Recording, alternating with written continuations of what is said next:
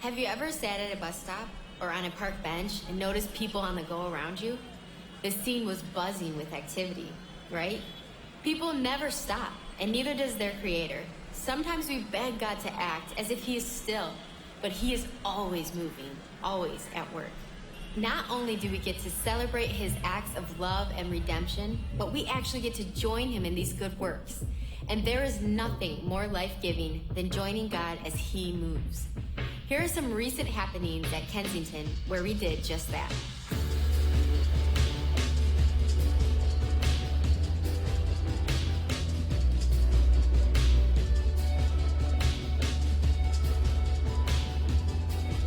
Just a few weeks ago, we gathered at Stony Creek Metro Park to celebrate over 200 people as they were baptized.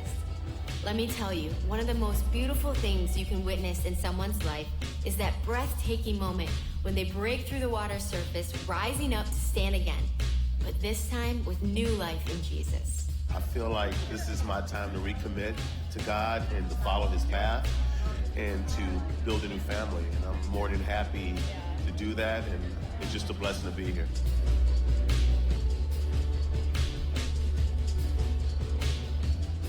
Our own organization, Hope Water Project, exists to bring clean, life-giving water and the hope of Jesus to the parched communities of the Pocock. In June, Hope Water Project held its annual 5K and Kids Run, but this time it was at our own Troy campus, and we saw a lot of community involvement. From the residents of Emerald Lakes Village who cheered the runners on, to the families from Hamlin Elementary that came out for the Kids Run, to the Troy Police Department who worked tirelessly to redirect traffic. These 800 walkers and runners didn't sit still. They got up and moved, and because of it, 2 wells will be dug in Kenya, which will impact thousands. It isn't just running, we're running for what? A purpose! God cares about family, about all those struggles and victories at home, and he consistently moves in hearts at our annual Rock Your Family retreat. This July, over 400 people took time away to reconnect as a family and to make Jesus the foundation of everything they're building. There are hundreds of Jesus stories, but here's one. One dad and his young stepson attended Rock Your Family after a challenging and stressful year for their family. For them, it was life-giving. They rested, they played, and they left closer to one another and to the heart of Jesus. Maybe you already know about Kaleo Kids and how the arts are being brought to elementary children in our local partner schools. But you may not realize just how powerfully God is using this program to build confidence and intentional friendships. Kaleo Spark Camp, a day camp held at Orion Campus in August, gave our kids an outlet to use their talents to dance and sing about God's great love for us. At Kensington, we embrace diversity, including our community of friends with special needs. A few weeks ago, we held an epic party, a hoedown in fact, and the joy that lit up the faces of our guests was contagious. Personally, I have so many friends in this community, and for me to be on stage tonight and have all Andre and Chris and both Marks and everyone around us dancing, boy, I'll tell you, man, it just absolutely blew my heart wide open. Twice a year, we come together to be refreshed, inspired, and mobilized in our leading and serving. Our most recent leadership gathering was on August 28th at Troy campus. We heard from Steve Andrews and Danny Cox on the topic of unity, and we experienced incredible music from our worship team. God moved through all of it, and we left energized to continue on this mission to share Jesus. A community of believers who are all bind at one. We're not perfect, but we're all in it together. I never really thought about how much change can actually take place if people are united together and loving each other while doing that.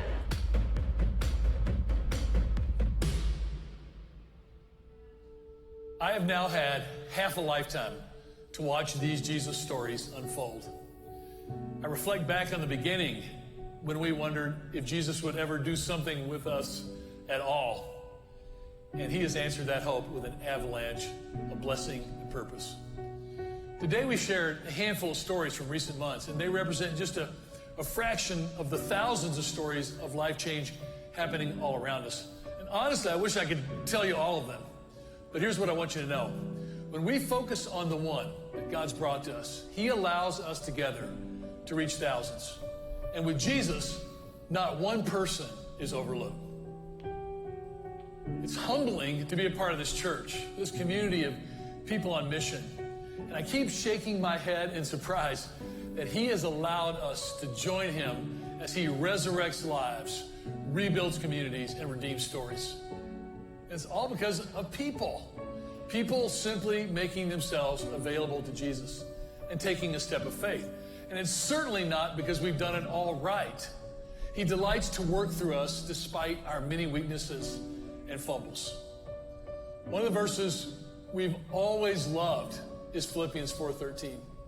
I can do all things through Christ who gives me strength. Every time I read that or say it, I realize how outrageous it really is. This is what Jesus promises? Yes. And he keeps doing it. And most often, he takes our greatest weakness as the starting point for his work in us. So as we look forward to this new season of ministry, let me ask you, what's your next step? Is it time to commit to showing up? Or if you've been doing that for a while now, maybe it's time to get connected by jumping into a group, a course, or a care initiative. Or maybe God's been nudging you to move out and bring his love to a person or a place in desperate need of hope. I speak for our whole team that our greatest longing for you is to fully experience Jesus working through you, to move with him, to join in what he's doing, to lock arms with us. And when we connect together, we become so much more than we were before. So let's open ourselves to Jesus. Let's open those deep places to him where we hold tight to our hesitations and fears. Through Jesus, we really are able. We're able to add these incredible thousands of stories of life change. And this is your invitation to join us on this mission to reach the one.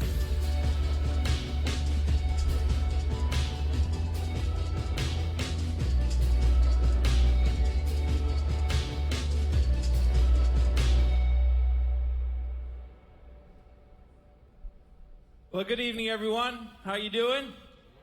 Good evening to everyone here and also on stream. Hey, listen, when we watch that, it really is just in the last few months that we get to look back and see all the things that have happened in this community, and it's really stunning. I'm always amazed of what God lets us encounter, and certainly over the course of a year. It's just incredible. I love those kind of move videos. We're going to do more of those so that every few months you can just see all the things that are happening and what God is doing in this community and the opportunities that are there. And so we're grateful that you're with us. When you came in and you entered the lobby, you probably saw those flags out there. We're in our third week of a series called Color of Your Dishes, and Andrew Kim's going to be up in a moment to lead us in the last thought. But when you come in and you see those flags are there for a reason, we really want you guys to connect. I think we've realized over the years that in this space there's a lot of transformation that can happen, but lasting transformation happens as we connect into groups. And so we have different kinds of groups here. We call it community and also courses and care. The community groups that we have are basically, you can find any kind of group around your house anywhere, and we'll help you do that. We have small groups meeting in all kinds of neighborhoods, and I'm sure there's one close to you, so we'd love you to go out there and connect in a group that way. Also, we have courses of all different kinds. Financial courses, we have alpha courses for a lot of the hard questions that you may have about faith to enter in with other people at all different kinds of courses, Bible basics and others. And then care. Care is one of my heartbeats in this place. We have people that come around really in deep, really trying to find deep truths in the midst of a lot of struggles and a lot of things that people are going through. That when you find someone that's going through the same thing you're going through, I'm telling you, you can really enter into relationships. So we'd love to invite you at the end of today to go out in the lobby and connect and connect and connect. So that's what we have going this week. Also, we have a brand new series coming up next week. It's called Why Bible. I've got a couple thoughts on that, but first, take a look at this video that will give us an outline of it. It is estimated that over 6 billion Bibles are in circulation throughout the world today. By far the best-selling book of all time. But why should we read it? We live in a culture where very few are familiar with this book. It can be intimidating and hard to understand. Many feel it's an archaic book that doesn't relate to modern-day life. This 5-week series will give an overview of the different sections of the Bible and how it all flows together. We will also look at how to understand and interpret Bible passages and apply them to our lives. Could it be possible that God desires to transform us through His written word? Join us as we discover together all the Bible has to offer.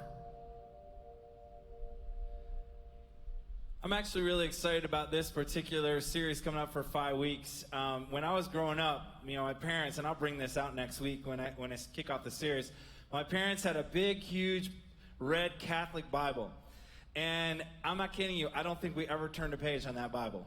It just sat there, and I'll bring it next week, and it's a really awesome Bible because it's all kind of falling apart, but when you open up, the pages are perfect.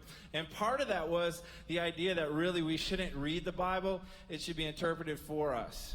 Now, I'm not saying anything negative about the Catholic Church. I'm just saying that that was the kind of tradition that we grew up in. And what I'm really hoping will happen after these 5 weeks is you start to realize something. Because when I was a kid, and even to this day, the Bible can be an intimidating book. Because it's big and some of the passages are hard to understand. But if you start really coming around it and embracing it, and starting to really learn more of the overall narrative of the Bible, it really does lead you into the deepest truths about life and about God and about our relationship with Him. And our dream is that people really start to see this book as a book of life.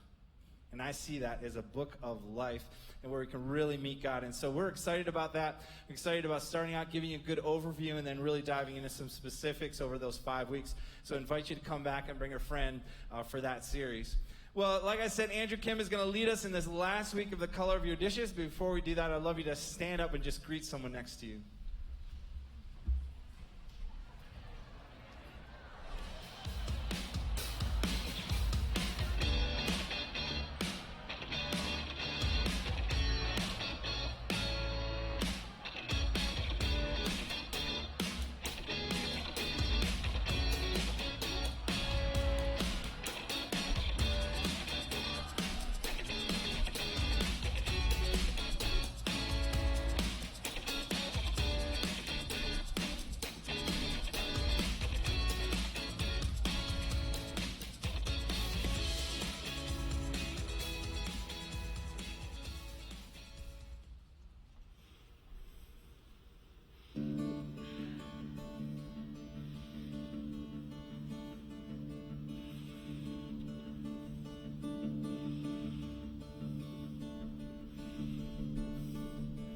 The sun's always rising,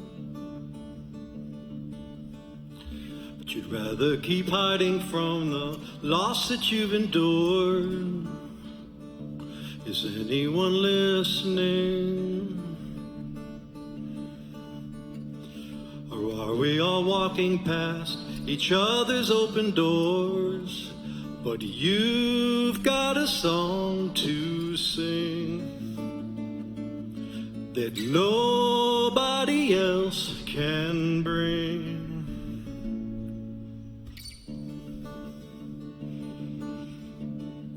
Today's a brand new start. To anyone who's ever had a broken heart, you don't have to stay alone. Who walked away and left you all alone, all because you've got a song to sing that nobody else can bring. And if you don't sing it, no one else will. It's only a song you sing.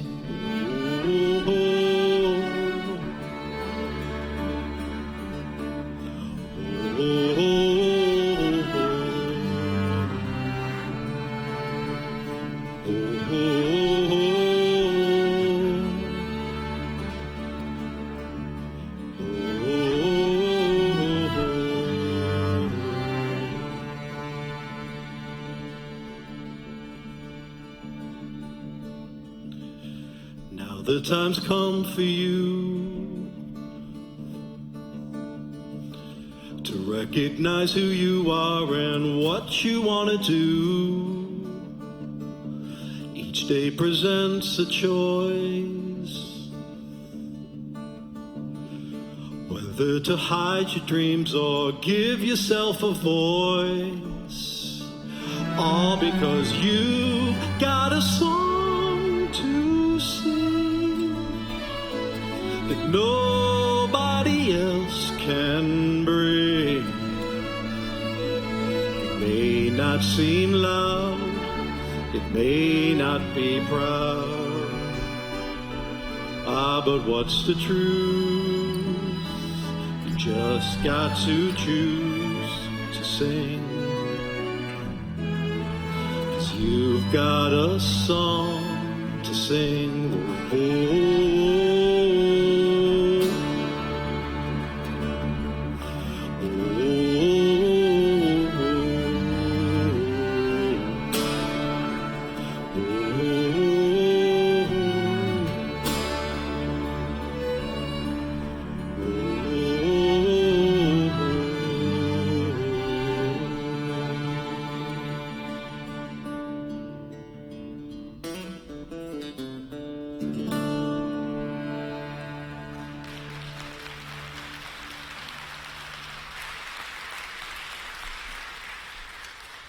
And this is a great song to kick off our day. And it was actually written by a local artist named Brad Kelly. And the Kellys are a family who have been a part of Kensington for many, many years. And they're specifically well connected right here at Troy. And Brad is an amazing singer and songwriter. And so it truly is a privilege for us to be able to sing his song. Thank you so much. And thanks so much, Jared. And for us to be able to sing his song. And this song really speaks to where we're headed in the day. And as I was thinking and as I was listening and reading the lyrics of this song this past week, there were specific words that really spoke to me. And it's where in the song it says that we've all got a song to sing. And if we don't sing it, then nobody else will, because it's only our song to sing. And this song tells us that we all have been given a very specific purpose. We've been created with a very specific purpose by God, which means that for every single one of us, our lives have meaning, they have value, and they have significance. But sometimes in order to realize that purpose, in order to sing out that song that God has given us, we need the help of others. Other people to come alongside of us who are able to not only to see that song, especially when we can't, but also to walk alongside of us to help bring out that song in our lives. And we not only need to have these people in our lives, but we also need to be these people for others. And this is what we're going to be talking about today as we wrap up our series, The Color of Your Dishes. And in this series, we've really been focusing on this whole idea of mentoring as well as investing into other people's lives.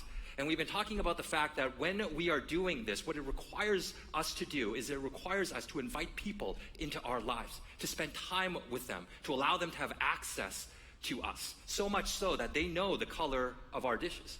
And when we look at the scriptures, we see so many examples of this, because this is what Jesus did with his 12 disciples. This is what the Apostle Paul did with his protege Timothy. This is what a woman named Naomi did with her daughter-in-law, Ruth, in the Old Testament. In that they invited these people into their lives, and they did life together in community, and as a result, their lives were changed. And this is one of the primary reasons why we believe so deeply and so passionately in community here at Kensington, because we believe that true life transformation happens in circles, not rows. It happens when we really get to know each other. It happens when we spend time together walking alongside of each other. And so if you haven't already, after the service, we'd love for you to stop by in the lobby and check out all the ways that you can jump into community right here at Kensington. And today, as we wrap up this series, we're going to be looking specifically at a man named Timothy. And Timothy had this community in his life, specifically in the form of a man named Paul. And what Paul did was that he invested heavily in Timothy, and it allowed Timothy to step into, in a greater way, his God-given identity. But the incredible thing with Timothy is that it didn't stop there with him, because then Timothy went out, and he was this person for others. And my hope for all of us at the end of this message is that we would recognize that we not only need to have this person in our lives to help us step into our God-given identity in a greater way, but we also have the privilege and the ability to be this person for someone else. And a week ago, I was thinking about this today, was that a week ago I got back from a 10-day trip from Kenya. And I was there with 11 other amazing people. And it was an incredible trip. And the last time I was actually on the continent of Africa before this trip was 14 years ago when I was working for a humanitarian organization. And one of the things I was fully expecting to happen was that I was expecting, because this is what happened 14 years ago, is that every single time I would enter into a village, into a new village, all the kids would run up to me and they would point at me and say, Bruce Lee, or Jackie Chan. And so I was fully expecting this to happen. And you know what? The first time it happened, the 5th time it happened, even the 9th time it happened, it was cute, it was a little bit endearing, it was funny. But the 10th time, it just got a little bit annoying. And so I was thinking, it's just gonna happen all over again. And so I was just thinking, you know what? If they call me Bruce, I'm just gonna say, you know what? That's my name. Or just call me Jackie, whatever it is. But the crazy thing is that it never did. And so I don't know whether they don't watch these movies anymore or whatever it is, but I never got called Bruce even once on this trip. But I was there. But this trip was a Hope Water Project trip. And Hope Water is a ministry of Kensington that's committed to bringing clean water to the Pokot people in Western Kenya. And it was an amazing, amazing trip, because what we saw was that we saw basically the entire water process. We saw at the very beginning the survey to determine whether a village will receive a water well. And then we saw the geological survey happen, which is where they determine whether there's actually water in the ground. And then we saw the drilling of the water, of the well. And this is actually, you're going to see a picture of it, and it's this massive structure that they bring on a semi-truck. And it's incredible that they are able to get this thing into some of the most remote places. And they're able to drive it down these massive hills. It's crazy. They do an incredible job. And then the last part of the process, which is my favorite, which is the turnover ceremony. And it's where the well is turned over and given over to the community, and they take ownership of it. And you see a picture of one of our turnover ceremonies here. And I love, it's so powerful, because the joy, the exhilaration, the excitement that is on people's faces is priceless. And as I was there, one of the things that I did learn was that water is just one part of the process. Because water, clean water, is really the catalyst, and it opens the door for so many other things to happen. Because when a village receives clean water, the women in that village, because it's not the men who do it, but the women no longer have to walk 10, 20, 30 miles every single day to go and get water. And oftentimes that water isn't even clean, it's dirty. And one of the things that we did on one of the days was that we did a water walk, in that we did what the women in the village do every single day in order to get water. But in the village that we were in, they actually had this lake that had been dug by the Kenyan government, and sort of like one of the man-made lakes that we have around here. And so it was only 1/3 of a mile away from the village. But the problem with this lake was that it's only present, there's a number of problems, but it was only present 2 to 3 months out of the year during the rainy season. And outside of that time, the other 9 to 10 months, these women actually have to walk about 20 to 25 miles to the next closest water source, and have to carry the water back and forth, and have to carry the water back every single day. And another problem with this lake is that it's dirty water, because it's also used by cattle and other livestock. They go to the bathroom in it. There's no inflow of water or outflow of water, so it's just simply stagnant and disease. It breeds and grows. And I was thinking, and the person who I was carrying water for, the person who I was partnered with, was a woman named Sarah. And so she came with a 5-gallon jerry can, and so she filled it up in the lake, and she picked it up like it was no big deal. And I was thinking, this is not going to be hard. It's 1/3 of a mile. I work out. I think I'm going to be okay. And so she gave me this jerry can, and I put it on my shoulder. And I kid you not, I was thinking, I'm just not going to make it. I'm not going to make it. And I got 1/10 of a mile in, and I stepped on this huge thorn that went right through my shoe into my foot. And so I pulled it out, and I kept going, because there was no way I was going to stop. There was no way I was going to complain, because these women have to do this every single day. It's not, and many times it's not 1/3 of a mile, but like I said, it's 20 to 25 miles. And I barely made it, but I did make it. I dumped half of the jerry can of water on myself, but nevertheless, I made it. And so, as you can imagine, when a well goes into a village, lives are changed. Families are able to come together. There are churches and schools that are able to be started. Entire villages are transformed, because now these women no longer have to travel miles and miles and miles to get dirty water every single day. But one of the organizations that I was also introduced to on this trip was an organization called the Timothy Initiative, or TTI. And they are the ones responsible in that area of Kenya for doing a lot of the church, the starting of churches among the Pokot people. And the mission of TTI is to partner with local leaders in some of the least reached areas of the world for the gospel, and so that they can develop leaders and start churches.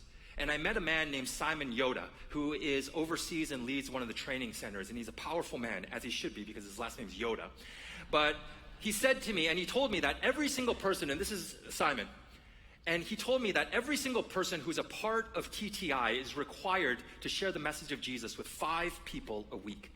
And as they do this week after week, month after month, then a lot of people say yes to following Jesus. And then these people are then gathered together and a church is formed.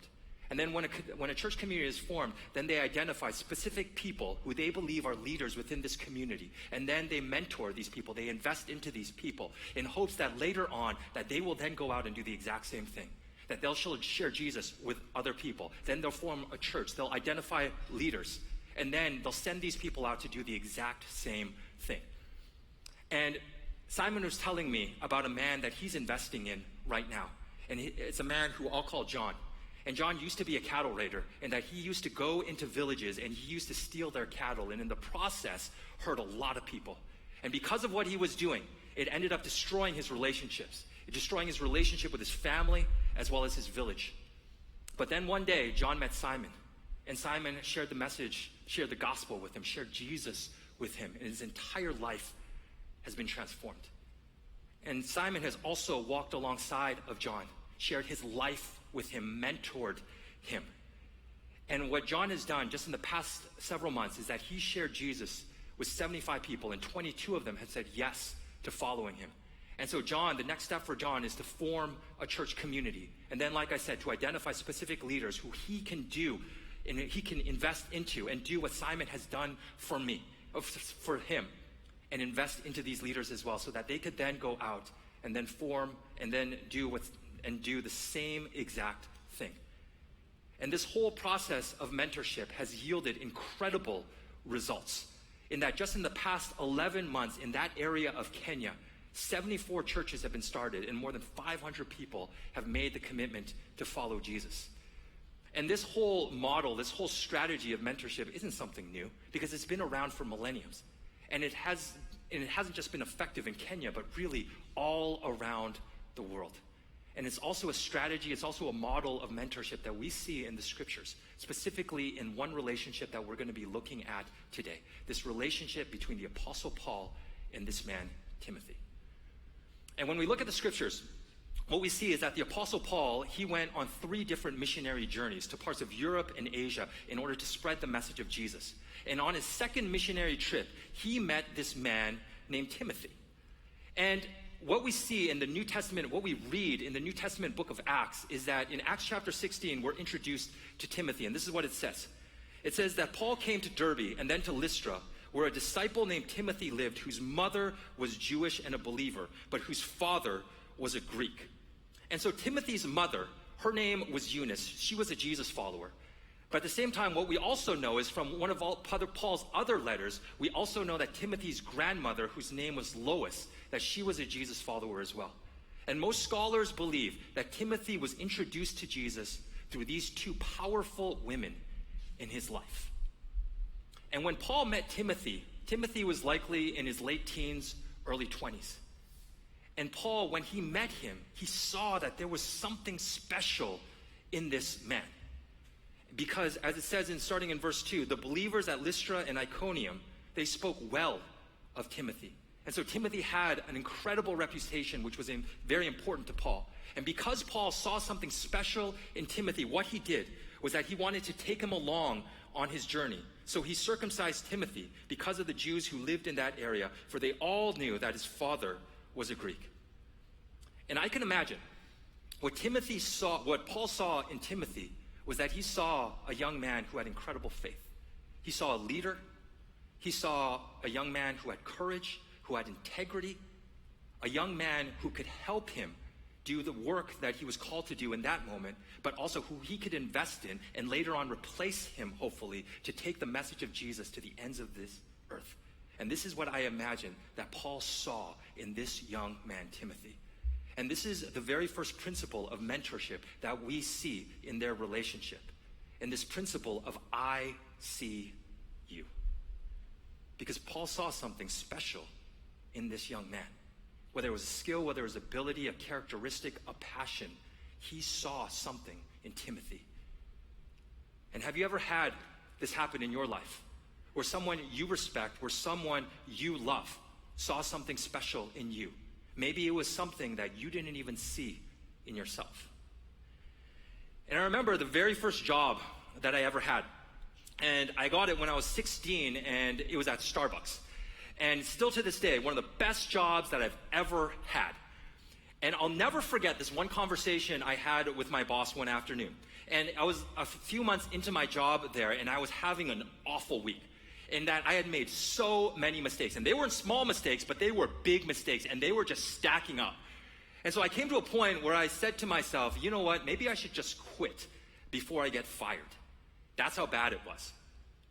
And so one afternoon, in the midst of this terrible week, my boss pulled me aside, and she looked me straight in the eyes, and she said to me, do you know why I hired you? And I think I tried to make a joke, and I think I said something like, it's because I'm really good looking, right? And that just totally went over her head. Didn't, sort of like you guys, it wasn't funny at all, right? And so she just went right past the joke, and she told me, looking straight into my eyes, she said to me, the reason why I hired you is that what I saw on your resume and everything that you told me in your interview said to me that you are smart, that you are hardworking, and that you are a leader. And I know you've only worked here a few months, and I know you're in the midst of an awful week, but everything that I've seen in you has told me that right. And for a 16-year-old kid who is having a horrible week, a 16-year-old kid who was just coming off of a season where for 2.5 years I was bullied, and I thought about committing suicide more times than I could count. Her words, what she said to me, was so incredibly powerful. It meant so much to me. Because she said, I see in you something extraordinary. And it was something that I didn't even see in myself. She had an I see in you conversation with me. And what an I see in you conversation is where an I see in you conversation is that it's where one person calls out greatness in somebody else. It's where one person says to another person, I see this in you. I see this ability. I see this skill. I see this quality or characteristic. I see God working in you and through you when you are doing this. This is the conversation that my boss had with me when I was 16 years old at Starbucks. This is the conversation that my mentor Tim had with me in my early 20s. This is the conversation that Danny Cox has been having with me for the past 2 years. It's a powerful conversation. And when someone we love, when someone we respect takes the time to not only see this within us, but takes the time to also call it out of us, it is extraordinary as to what can happen. Because for many of us, we didn't grow up in a home. We haven't worked in an environment where this happened. But when it does, I see in you conversations are able to change the trajectory of our lives. But you know what? The amazing thing is that we can also have these conversations with other people as well. And we can be a part of impacting their life in an amazing way as well. And allowing them, helping them as we see them and see what is in them, helping them to step into their God-given identity in a greater way. And helping them to sing the song that God has created them uniquely to sing. Just simply by having these I see in you conversations. And so as you look at the people in our lives, the people who are in our sphere of influence, who are the people who we can have those conversations with this week? And it might be one of our children. It might be our husband or our wife. It could be a family member or a friend. It might be a coworker, maybe somebody who's on our team who we oversee and lead. Who is somebody that we can take a moment and say, this is something special that I see in you. And not only see it, but call it out of them. and help them to step into their God-given purpose in a greater way. But going back to the story, what we also see is that Paul invited Timothy on a journey. And the invitation that Paul extended to Timothy wasn't just simply to come and work with him, but it was an invitation to come and to spend time with him. And this is the second principle of mentorship that we see in their relationship. In that the first principle of I see in you, it was one that was present, but then the second principle was also present. I spent time with you. And this is what Paul wanted to do with Timothy, and they did. They spent a lot of time together, so much so that this is what Paul says to Timothy in one of his letters. He says, "But you, Timothy, certainly know what I teach and how I live and what my purpose in life is. You know my faith, my patience, my love, and my endurance. You know how much persecution and suffering I have endured. You know all about how I was persecuted in Antioch, Iconium, and Lystra. But the Lord rescued me from all of it." And the reason why Timothy knew all this about Paul was because of all the time they spent together. Because Paul shared his life with Timothy. It's a beautiful picture of mentorship that we have that's presented here. Because the type of relationship that Paul and Timothy had was one that was honest, open, transparent, and very, very personal. And as a result of all of this time that they spent together, Timothy learned from Paul. He learned from the words that Paul spoke, the decisions that he made, how he conducted himself in certain situations, especially the difficult ones. He learned from Paul's victories as well as his mistakes. Timothy learned from Paul's entire life. It's because they spent time together, intentional time together. And this is also what Jesus did with his 12 disciples. And in the Gospel of John, John makes a powerful but sometimes easily overlooked statement. And he says that after this, Jesus and his disciples went out into the Judean countryside where Jesus spent some time with them. He spent time with his disciples and baptized. And what Jesus did with his disciples, not like rocket science, in that he chose 12 guys and then he did life with them in community. He spent time with them. But that word, to spend time, is a powerful word. Because in the Greek, it's the word diatribo. And dia means against, and tribo means to rub. And so diatribo literally means to rub against, to rub off on. This is what happens when we spend time with one another. We rub off on each other. And you and I know this. Because think about the people who are the closest to us, the people who we spend the most time with. Our friends, our best friend, our family, those coworkers who we work very, very closely with, our husband or our wife, our children. What happens when we spend time with someone, a lot of time with someone, is that we rub off on each other. We begin to talk in a similar way. We begin to adopt similar interests. We begin to care about similar things. And if you know couples who have been married a long time, say 40, 50, 60 years, they even start looking like each other, right? You and I know that's both true. But at the same time, what we also see is that for those of us who are parents, we also know that's true of our children. And that's why we care so much about who our children spend time with, because we know that those other children will rub off on our children. And so that's why we say, hey, you know what? Be careful about who you hang out with. Be careful who you spend time with. And prior to moving to Michigan, my family and I, we used to live in the Philadelphia area. And when we lived there, we spent a lot of time with this one family called the Yees. And they had 4 children. And just like every family, they were busy. And the mother, Mia, she is a world-class pianist who teaches at one of the most high-level music conservatories in the entire country. And her husband, John, is a high-level executive at a big pharmaceutical company. And their children, like a lot of children, are involved in a lot of different things, whether it be music, arts, school activities, sports, church activities, you name it. It seemed like they were involved in it. And so they were moving in all of these directions, so incredibly busy. But at the same time, they always made space for us. And they would always invite us into their life. They would always invite us to spend time with them. And whatever they were doing, they said, hey, you know what? Why don't you come along? And why don't you do it with us? And so when we used to live in Philadelphia, we spent a lot of time together with this family. And they taught us so much about what it means to love, live, and model Jesus to our children. And one of the things that Robin and I learned from them is that what it means to live an open-handed life, a life of generosity. Because they did this, they lived like this every single day. And that one of the things that they did for us was that understanding that we didn't have any family in the area, for the summers where we didn't have any childcare for our 2 children at the time, they said, hey, you know what? We'll just take care of them. And so 3 times a week, they would invite our kids into their home. And honestly, they treated them better than we actually treat them.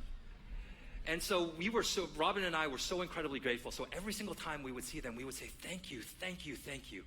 We cannot tell you how grateful we are that you're doing this. And I'll never forget, one day, the mother Mia said to me, you don't ever have to say thank you to me, because it's our privilege, it's our pleasure to do this. And in fact, it's what we should be doing anyways as the family of God, that when we see a need, that we step up to meet that need. And this is what they did, not only for us, but for so many other people. Whenever we would go to their house, it always seemed like there was someone living there and staying with them, because their home was always open. And and they would always do this. And whenever they would hear about a need, they were one of the first families to step up and to meet it. They showed us what it looks like to live a life like this. But at the same time, what they also taught us was that every single summer, and we learned this simply because we did life together and we spent so much time together, was that 1 week, every summer, they would travel out to Oregon to be a part of a Johnny and Friends family camp, where together as a family, they would serve other special needs families. And they had been doing this for years, even when their children were babies. They would go out to serve and to be a part of what was going on there. And this was so incredibly powerful for Robin and myself, because it taught us, it showed us that even though we have small children, that does not mean that we cannot serve, that we cannot impact the lives of others. And so now whenever we see an opportunity for our family to serve together and impact the life of someone else, we try to jump in quickly, because we understand how important it is. And this is one of the things that they taught us. And it was because we spent time with them. They invested into our lives. They mentored us. And so when you think about your sphere of influence, when you think about the people in your life, who is someone who you can be intentional with, who you can spend time with, who you can rub off on? And it might be not only somebody that we can rub off on, but maybe it's also somebody who we want to rub off on us. Who are those people in our lives who we can spend time with and can move us, and we can help move closer to Jesus? But in addition to the first principle of I see in you, in addition to I spend time with you, the third principle of mentorship we see in Paul and Timothy's relationship is I release you. And Paul sent Timothy out so that he could then do for others what Paul had done for him, because this is ultimately the goal of mentorship. And one of the places that Timothy went was to the Greek city of Ephesus. And years before, Paul had started a church there. And he had spent a lot of time developing its leaders and developing the community there. But after Paul left, soon after he left, that community started going south, because there was a group of people who infiltrated that community, and they started spreading lies about who Jesus is and what it means to follow him. And so Timothy went there in order to not only confront these people, but also to restore this community. And while Timothy was in Ephesus, Paul sent him and gave him very specific instructions via a letter. And this is what Paul wrote. And the things you have heard me say in the presence of many witnesses, entrust to reliable people who will also be qualified to teach others. And what Paul was saying to Timothy was, just as I saw something special in you and called it out of you, and just as I spent time with you, you know what I want you to do, Timothy? I want you to do the exact same thing for other people, in hopes that they would then go out and do the same thing for other people as well. And Paul was telling Timothy, and he was telling us, that if we want to see a movement of God, one of the ways that it can happen is through mentorship. Because when we reproduce our lives in other people, and then they reproduce their lives in others, and they reproduce their lives in others, then we are able to have an exponential impact. And this is exactly what is happening in Western Kenya among the Pokot with this organization called TTI. It's extraordinary what's happening. In 11 months, more than 500 people have accepted the invitation to become Jesus followers. 74 churches that have been started, and that number grows every single day. It's exponential impact. When we invest into the lives of someone else, and then they invest, and then they invest, and they invest, and it goes down the line. And these principles that we've been talking about today, we see them play out in the life of a man named Mike Mullenix, and we're going to be watching his story in a moment. It's an incredible story. And this story was actually filmed. We recorded this story about 4 years ago. And so since then, a few things have changed in Mike's life. He's no longer on staff here at Kensington. But what we see in his life is still true, and that he had somebody invest in his life in a powerful way. And then it didn't just simply stop there, but rather he then went out and he has invested in the life and impacted the lives of so many people. And as we're watching his story, we're also going to be receiving our offering. And so ushers, if you want to come forward for that. And if you're a guest here with us today, first of all, let me say welcome. We're so happy that you're here. But please don't feel any obligation to give. But if you would like to give, the offering bags are going to be going around. And also there are several other ways that we can give as well, whether it's through our website, whether it's through our app, whether it's texting the word Kensington to 77977. And if you are somebody who does give, we want to say thank you for choosing to live like this and allowing us as a community together to impact the lives of people, not just here in this area, but truly all around the world. So let's check out Mike's story together.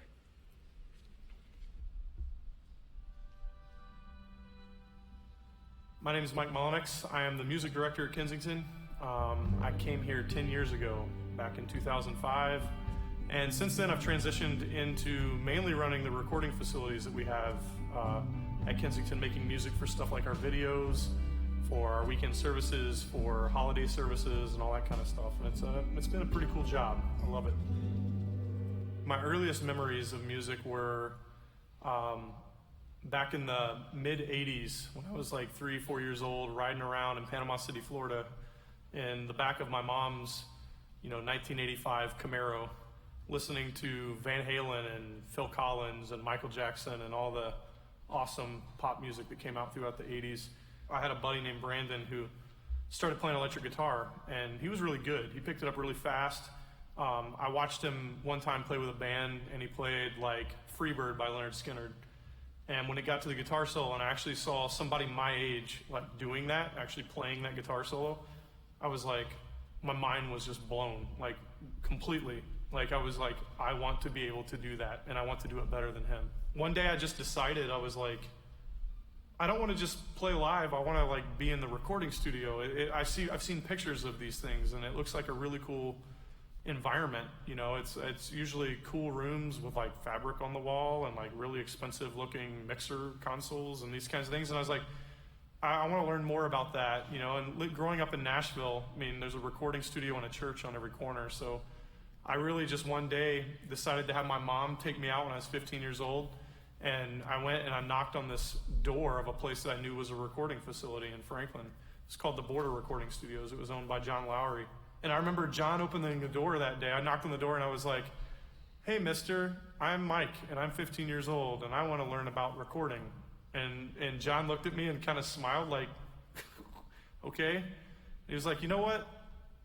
Why don't you come back Monday and then we'll have a talk. This relationship with John lasted for the next 4 years. I started as like an intern that was there observing and worked all the way up to somebody that was helping to manage the recording studio and assist on certain things. As I look back on it now, it was completely foundational to what I was going to need in order to do what it was Kensington was going to ask me to do one day. Everything that I'm doing now is something that he helped start in me. Because I walked in literally knowing nothing and made a ton of mistakes, and he would sit down alongside me and actually show me, this is how you go about making a recording. This is how you place a microphone. This is how you choose what mic to use. This is how you work with an artist. This is how you work with a producer. So John Lowry was like immensely pivotal in two areas of my life. In the actual craft, the actual showing me how do you run a recording studio. But he used to also care about me more than just as a potential recording engineer one day. He used to sit down and talk to me about Jesus. And it was at a time where I was going to church on Sunday and not thinking anything more of it. My parents went through a tough patch in their marriage, and I used to talk to John about that. And him and his wife would sit down with me and read the Bible and say, this is what the Lord says about being at peace. This is what the Bible says about what a marriage looks like. There were times where I really failed John. I remember one of the very first projects that I was ever in there observing, like a good intern would sit in the back, take some notes, look at what the producer's doing and the engineer's doing, and try and stay out of the way as much as possible, and just thank the Lord that you had the opportunity to be in there while these guys that are getting paid to do this, to put legit records out, are doing it. I, in my beautiful, naive way, decided in the middle of the recording session to start throwing some background vocal ideas out. Like, I think of it now and it's so humiliating, but I remember being like, yeah, I got an idea in that second verse, Mr. Producer, why don't you try this?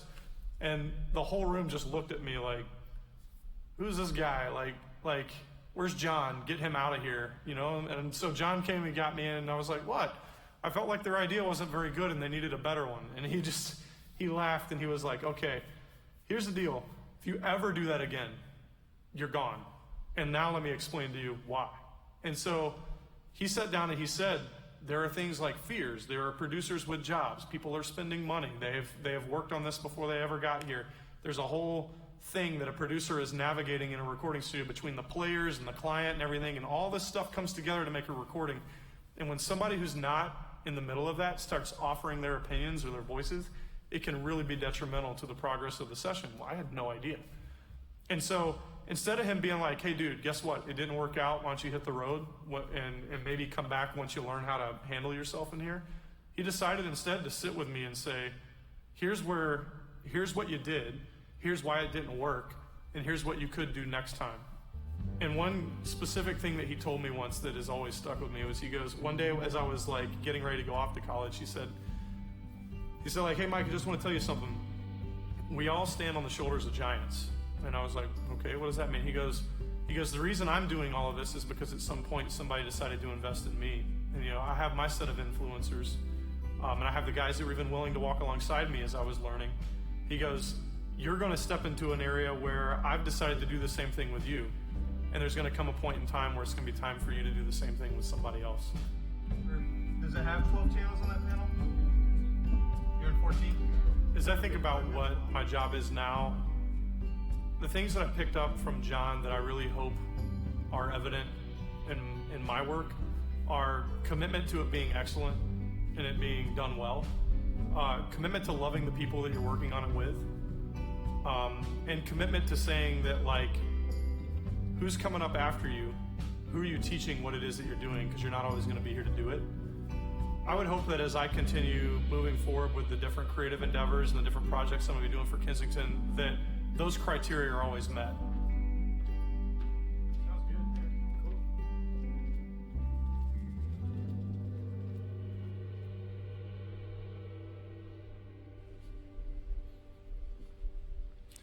And I love what John said to Mike that one day. We all stand on the shoulders of giants, and that is so true. Because there is no one who is a self-made success. We've all had people in our lives help us.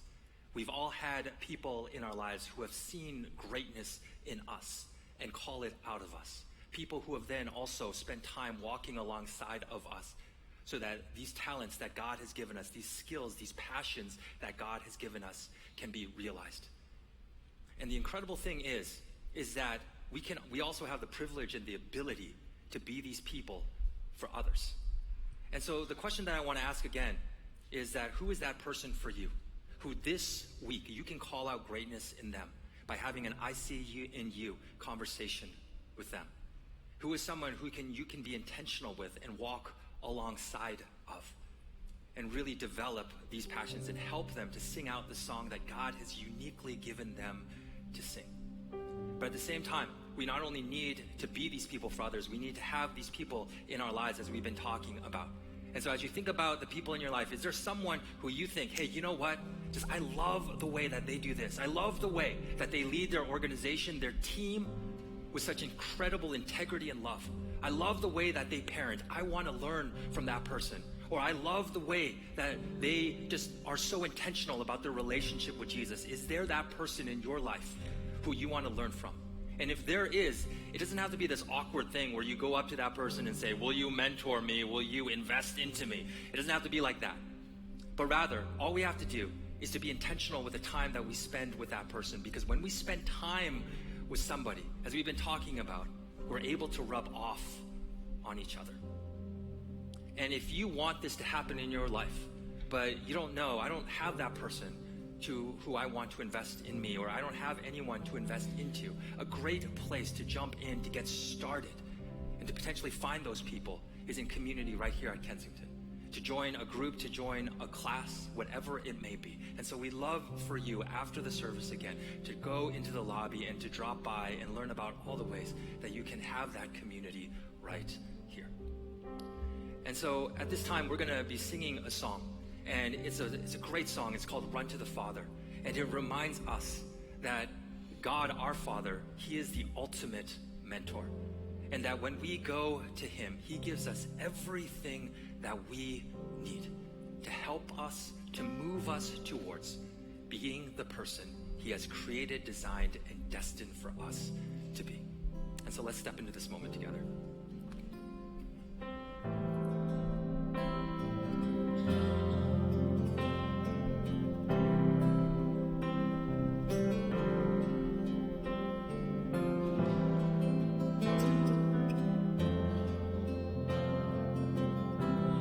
I've carried a burden too long on my own. I wasn't created to bear it alone. I hear your invitation to let it all go. I see it now, I'm laying it down, and I know that I need you. I run to the Father, I fall into grace. I'm done with the hiding, no reason to wait. My heart needs a surgeon, my soul needs a friend, so I'll run to the Father again and again and again and again. Whoa, whoa.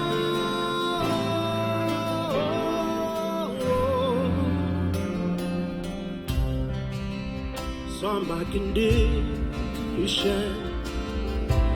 had a plan from the start. Your Son for redemption, the price for my heart. I don't have a context for that kind of love.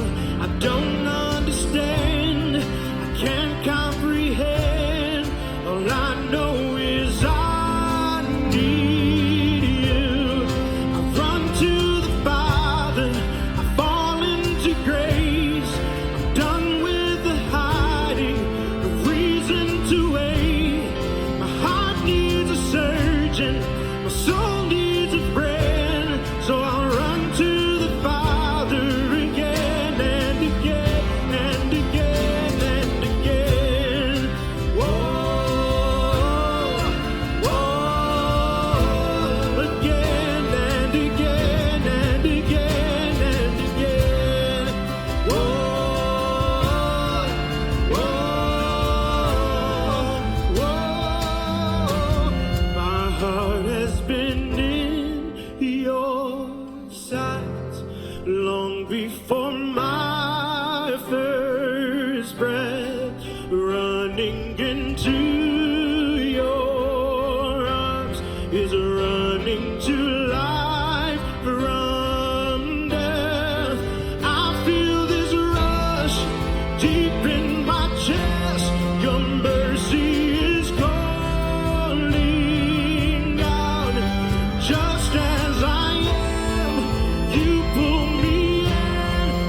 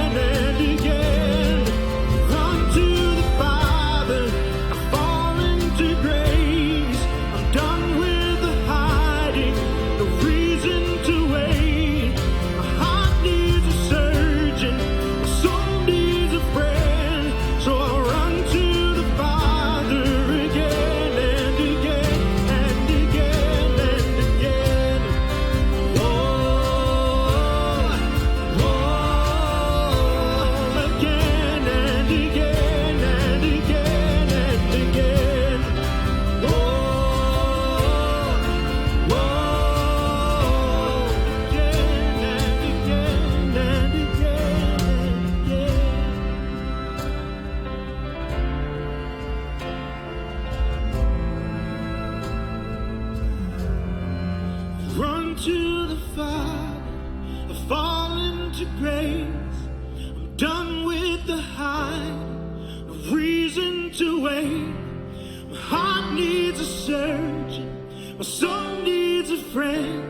So I'll run to the Father again and again and again and again. So God, we thank you. We thank you that when we run to you, that when we come to you, that you give us everything that we need. And we also thank you, God. And as we were singing, hearing that song, just thought about all the people that you provided in my life, God.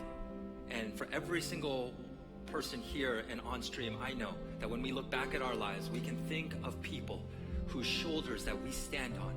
Incredible people, Lord, that you have sent into our life to say, I see in you, and to develop these talents that you've given us so that we could be the people that you've created us to be. Thank you for those people, God. The people not only in the past, but also in the present. And we pray, Lord, that as you bring people into our lives, that we would also be those people for others, whether it be our children, our coworkers, our spouses, whoever it may be, Lord. Help us to really be able to love the people around us in that way, to reproduce ourselves, so that ultimately your kingdom can come on this earth. And so we thank you, and we pray all of these things in your Son's name. Amen. And so I want to remind all of you again, if you haven't done already, drop by out in the lobby and just check out all the ways that you can jump into community here.